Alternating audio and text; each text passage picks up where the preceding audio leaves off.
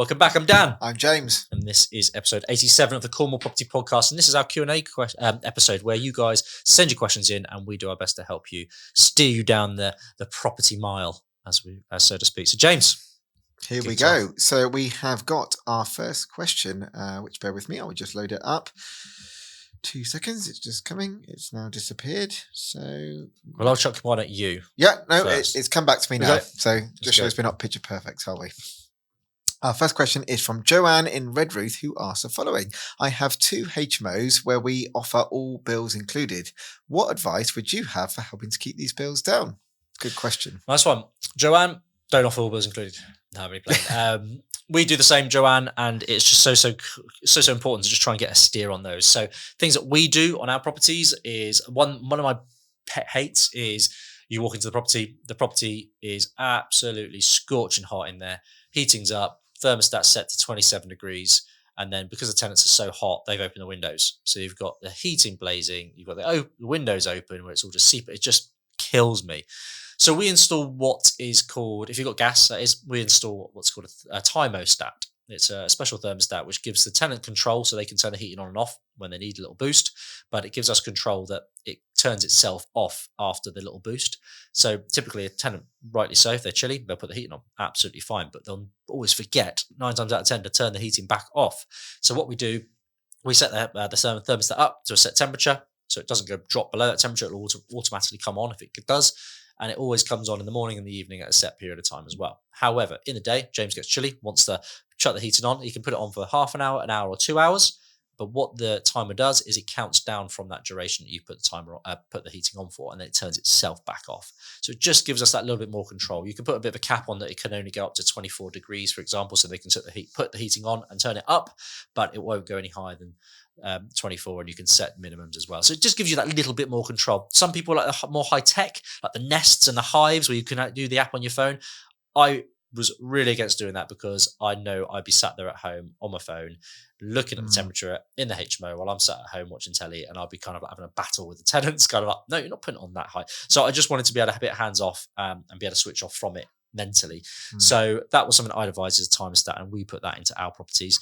Others, again, another big hate of mine is all the communal lights being left on. Mm-hmm. So if you can put them on PIRs, so that means basically they're on sensors. So when the room is occupied, the lights will come on. When it's unoccupied, they'll go off. Or you put the lights on they've got a switch where the light comes on just for a period of time. It's just, I think that PIRs are better because it just, again, takes the responsibility off the tenant, and it just helps you have a little bit more control over the bills. So it only comes on when people are using it. But I think these are just some simple, I could go into loads of other options, again, upgrading insulation and stuff like that. But I think the 2 main ones that I always make sure that we try and put into our HMOs now are the thermostats, control the temperature, and PIR lights, is so we can control the communal lights. Those are 2 probably my big ones. Anything you can think of? No, I think you've hit most of them there. I think just if you're managing it yourself, just be really nice to your tenant. Just say, hey, look, I want to give you a really good experience. I'm a proper landlord. We do things properly. And, the idea is not to put any rent increases up in like a year's time or anything like that. Just, it's a 2-way street. Kind of look after our property. If you can, try and turn things off if you're not using it in the day, like TVs left on, that type of thing. You're helping me, and in return, you're helping me keep the bills down. And it's a scary time at the moment for bills, and I'll do the same. I'll help you, you help me. So just be nice and have that good relationship. Because if you give them a reason to leave things on, our landlord never responds to the leak or this, that, just treat them with respect. Definitely. And I've had nothing but good experiences when speaking with the tenants. So like we might have a peak, a really big month. We're like, crikey, what happened that month? But again, if I just communicate with our tenants, look, guys, the bills were really high last month. Can we just be a bit more vigilant, a bit more conscious of what we're doing? Generally, they're like, oh, really? Oh, I'm sorry. Yeah, we'll be a bit more careful. Just that, as you say, comms, being in communication. No, great shout. James, question for you. It's from Mark in Bodmin. Shoot. And James asks, he says, hi, guys. I'm looking to get a mortgage with my girlfriend, and we both have new jobs and both just had a pay rise. Oh, fantastic news. What a mark.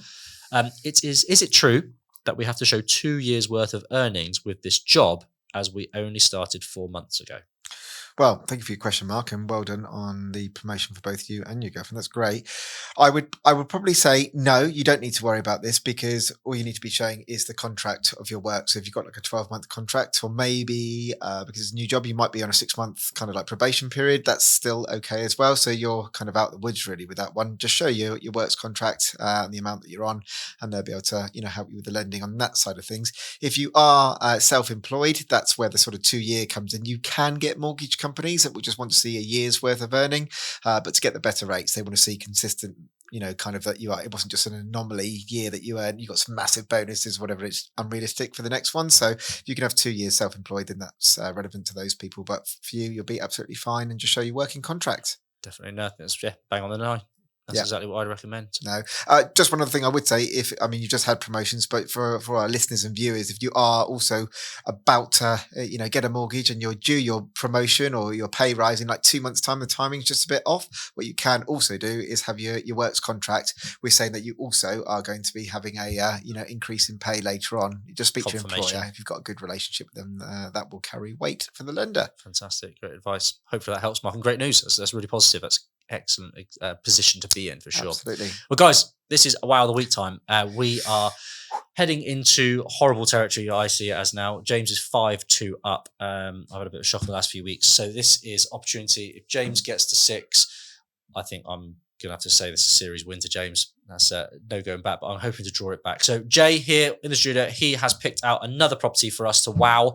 He's picked out a beautiful property that's on the market currently here in Cornwall. We are literally going to be seeing just a few images of this property and literally very slim, ridiculously lacking in detail in terms of information, but we literally see these images, the location, the size, that is all we know. So if you can view us on YouTube, have a little look yourself, let us know what your valuations are. James is going to put a minute on the clock, and we've got a minute to get these figures out. Jay, over to you, bud. Here we go. Climbers on. So very modern, James. New build by the looks of it. New build, very modern. Underground parking. Well, it's a carport area, isn't it? Yeah, carport. What we got here? Just 2 floors, isn't it? Yeah. So again, overlooking, it's like a little estate by the looks of it. New build estate. Doesn't look very spacious, does it? Yeah. It's modern, but not very spacious. Fittings are nice, very new. It's not done cheaply. Yeah, but it's obviously lived in as well, or they've just staged it. Garden. It's 4-bed, isn't it? 3 baths. Sorry, yeah, it was. What's it got at the top? 4-bed, 3 bath. It's bigger than it looks. Yeah. Bathroom's nice spec. Nice little garden area. Sea view, not quite. It's glimpses, so it's not like overlooking the water. There's a little balcony out the front. Yeah. I'm surprised it's not one at the back as well. Yeah, no, it's nice. It's modern. It's modern, fresh, new. Sea view. I'm guessing that's what they're claiming. Yeah, sea just view for over there. The listeners only. It's not like overlooking the water. Like it's. Well, if you look at the front, you can see another property at the front, and in the gardens. Well, the gardens you can see it. Jay's got the thumb up. That's a minute gone, James. So, yes, let's put our figures on our calculators. So, Nuki. No, this is Perranporth. Sorry, Perranporth. 4-bed, 3 bath. 4-bed, 3 bath. Perranporth. I didn't go with my gut last time. God, tricky. So, those of you viewing, if you can see that on focus. Is that out of focus, Jay? That one there. I'll show that one there. That's what I've gone for. Okay. Right, James. Reveal the goods, Dan. Reveal the goods. What are we at? Is it going to be 6-2? Is it going to be 5-3? I've lost it. I'm way out. I don't know. I've gone pretty high. And let's see. The price is 650,000 for those wondering. It's really cheap. Mine starts with an 8. Mine does too. What have you got, Dan? Oh no, you've got this, haven't you? Again, I've gone for 895. 825. Oh crikey! But both miles out than our usuals, actually. Yeah, we're very far out on this one. I think I thought Seaview was better. Seaview Crescent, that's where I've gone wrong. It's just this is where they're claiming it. Now we can see more photos. So Jay didn't actually put all the photos up. So they're claiming a Seaview there. I beg to do. I don't see where that's coming from. So yeah, it's a nice spec in there, but 650. Wow, it's a lot cheaper than I expected. Yeah, big time. I thought they'd be banging on about those sea views. It's not very big, is it? It doesn't look very big. Like the rooms, although we've got 4 bedrooms, it doesn't look like they're very big. Wow. I'm really Yeah, I'm surprised. quite blown away with that. Still glad I bagged it, but apart from that. Yes. Well done, Jay. Another one. Caught me out. Oh, I'm livid. Livid. Look at that floor plan then. Let's have a little look. So this, it's bigger than it looks. The carport takes up a lot of space, doesn't it? 650. What are your thoughts? From the figures that we've put, that sounds like great value. I know. Yeah, interesting. Well, look, there you go, guys. Have a little look. We'll put the link in the show notes. You can see that in your own time. Currently on the market with Camel Homes down in Perranporth. Yeah, that's another one in the bag for Baker over the road here. Thanks, Sam. Right. Goodbye from me. It's goodbye from me.